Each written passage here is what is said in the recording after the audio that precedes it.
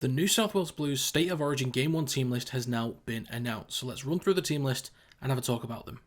The team list includes Dylan Edwards, Brian To'o, Stephen Crichton, Latrell Mitchell, Zach Lomax, Mitchell Moses, Nathan Cleary, Mitch Barnett, Reece Robson, Payne Haas, Liam Martin, Angus Crichton, Isaiah Yeo, Connor Watson, Spencer Leniu, Hudson Young, Max King, Campbell Graham, Stefano Utokumanu, and Hamol Olakuatu. First of all, Brian To'o all the way down to Hudson Young was my exact team list. If I got to pick the New South Wales Blues, that's exactly what I'd pick all the way from number 2 to number 16. I think the options up front with Mitch Barnett, Payne Haas, Spencer Leniu, Max King and Stefano Utokumanu is about as good as you're going to get, with the exception of one player who I'll get onto later on. You could probably all guess who that's going to be. But with Barnett and Haas setting the platform, New South Wales could get off to a hot start. I think Moses and Cleary as a halfback partnership has the potential to do some serious damage, and I think it's something all Rugby League fans should be very excited for. I think Moses did an incredible job last series, carrying the New South Wales Blues through to Game 2 and Game 3, and Cleary, the best player in the game, in my opinion, and the opinion of a lot of other people as well. I think they could be incredible.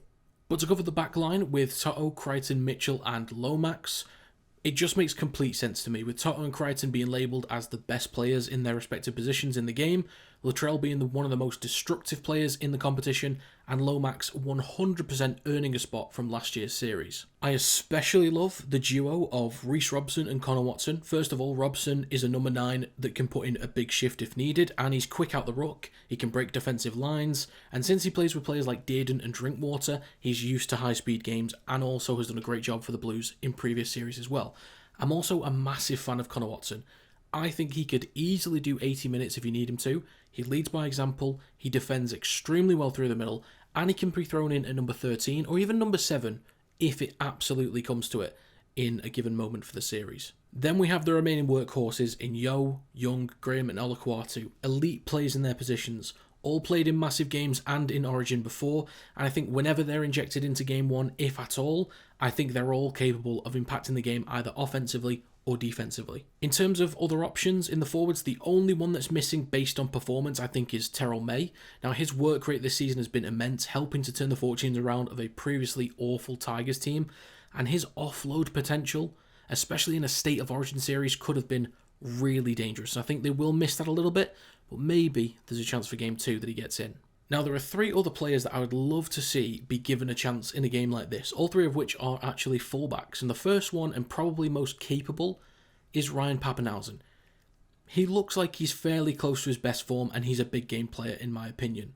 Next on my list is actually William Kennedy.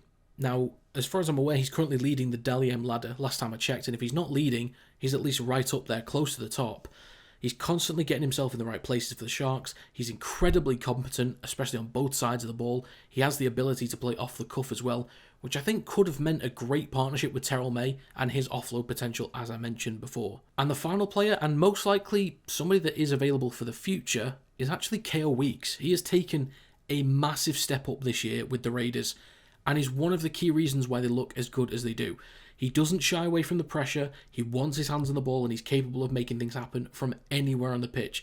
He's also got the kind of acceleration that can burn anyone on the edges. Bring him on against a tired pack and Queensland team late into a game, Weeks could do some serious damage. But that's my recap of the New South Wales Blues State of Origin Game 1 team. Let me know your thoughts on the team list and let me know who you would have picked or would have liked to have seen for Game 1 or possibly even for Game 2.